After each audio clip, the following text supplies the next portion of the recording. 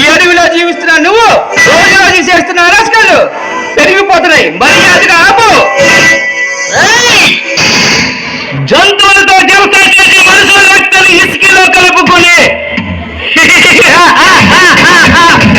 Enjoy చేస్తున్నా ఈ టైంలో వచ్చావు. ఎవరు నువ్వు చేస్తున్న పైన తయారు చేసి ప్రభుత్వానికి అప్పగించి నీలాంటి దాదాపు జీవితాన్ని చరమకేతం పాడడానికి వచ్చా. నీలాంటి కుర్ర కుక్కలను చాలా మందిని చూశాను. మర్యాదగా నేను ఇసిరేసిన డబ్బు తీసుకొని వెళ్ళు, లేకపోతే లేదా ఏం చేస్తావు? నన్నేమి చేయలేవు. నేను తలుచుకుంటే నేను ఎందుకు కౌంటర్ చేస్తా, లేదా ప్రభుత్వానికి అప్పగిస్తా. అలా ప్రతిజ్ఞ చేసి ఈ కథన రంగంలో కాలు పెట్టా. రే చరణ్, ఈ టైగర్ ముందు హీరోల వీరత్వాన్ని ప్రదర్శించడానికి చూడకు. గాలిలో కలిసిపోతావు.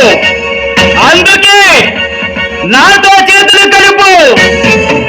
బ్రతికిపోతావు, చచ్చిపోతావు.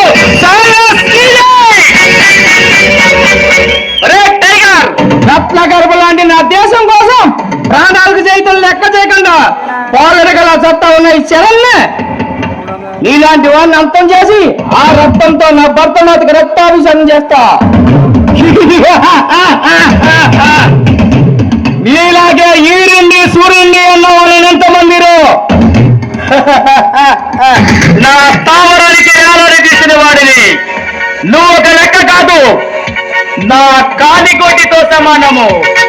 టైగర్, ఎంతటి పనగడి వెతిని వచ్చినా వాడి తల వంచి సలాం చేసుకున్న చరిత్ర ఉన్న ఈ చరణ్ ఎవడు ఏమి చేయలేడు.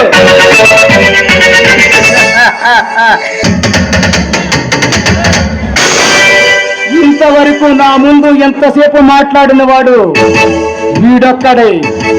వీడి గురించి ఆలోచించాలి. వీడికి స్పాట్ పెట్టవలసిందే.